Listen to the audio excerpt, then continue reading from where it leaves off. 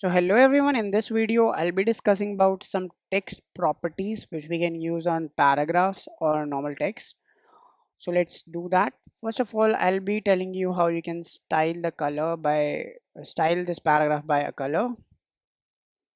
So I can use this paragraph tag or any h1 tag in which a text is there, and I can use a color property to color a text. So let's say I want it to be blue, so that will be blue in color. You can see. Similarly, I can choose a different color as well. If I want a red color, then the red color will be there. Similarly, we can specify any other color. So let's specify the red one, which is more highlighted. Now what we can do is we can also specify a text align property to make the text in center. You can see the text is now in center.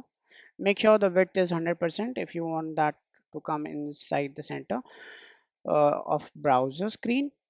If the width is, let's say if the width is this much, let's say, so it will come in the center to that width only.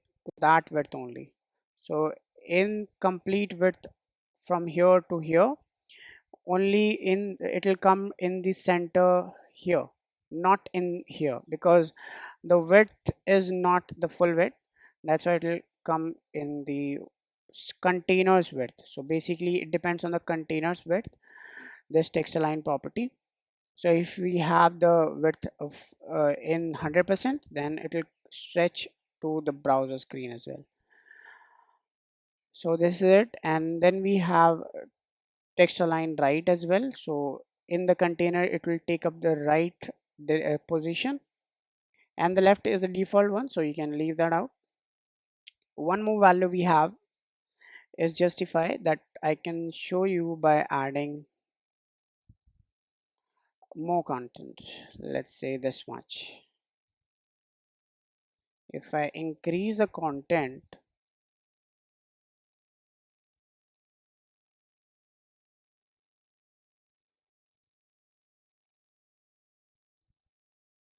so if I do that,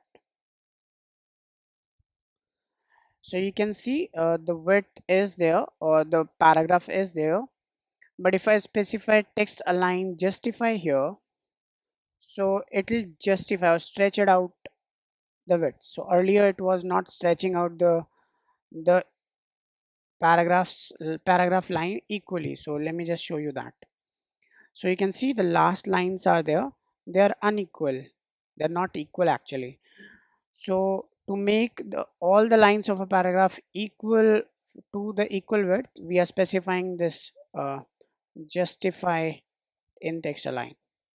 So text align justify does this thing. So this is the thing. Similarly, we have a text align last class. So I can specify text align last. What this will do is it will only work on the last line of a paragraph, not on the complete paragraph, but on the last line. So if I write here, right here, so in the text align right, so it will add this text align right will be added to this line only, not in the others. But if I add text align right here, so it will act upon the other lines as well. And don't worry about this, because only one line is there in this paragraph tag, so it is applied to this one completely.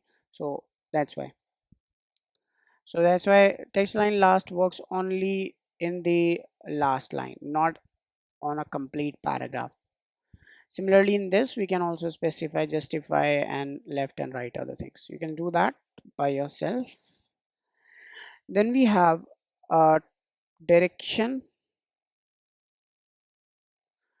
in which we can specify the direction of a paragraph.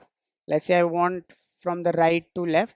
So basically it will start from the right direction and it will go to the left direction. Basically in some of the languages like in Urdu and in Arabic, they start from the right direction and they go to the left direction.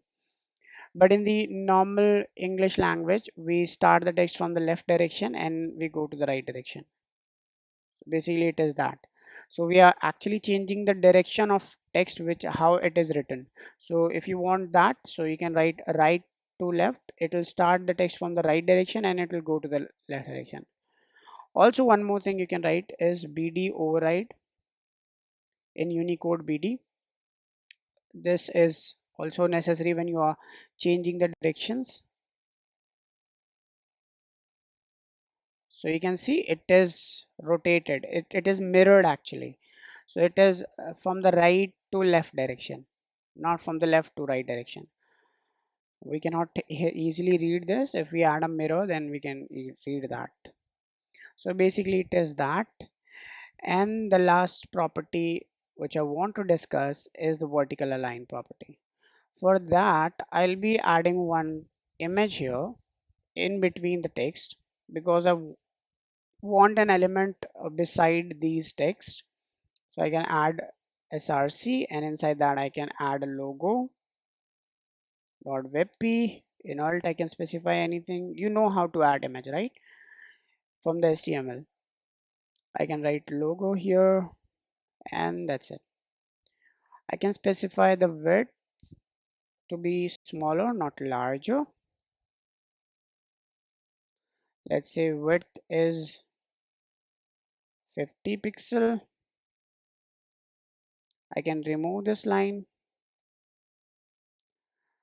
Now you can see the image is there. You can see that. Let me just add a border so we can differentiate between what I want to tell you. Let's say blue, a different color. So you can see this image is there and it is actually in the base position from the text. Like it is in the base position, it is in the bottom, it is starting going with the text with their bottom position. If I change this element's vertical position, so it will vertically change the directions. So it will change from top. If I add a vertical align top, then it will add the top direction to this line. If I add middle, then it will start from the middle direction and go with the text. Let me just change that and show you how it works. So vertical align, and if I add top here, so it will start its direction from the top of the image or top of the element. You can see it is going with the text but from the top side. If I add middle here, then it will start itself by in the middle. So it will go with the text from the middle direction vertically. So vertically we are changing that. Similarly, it goes for the bottom. So it will go from the bottom. Then we have superscript. It will act like a superscript. So if you want the text to be superscripted, and then we also have a subscript value if you want that. So we can also do this by adding a sub value here. So it will act like a subscript. So this is it about vertical align. We also have some other text properties. We'll be discussing that in the part 2 of this series or this video. Let's meet in the another one. Thank you for watching.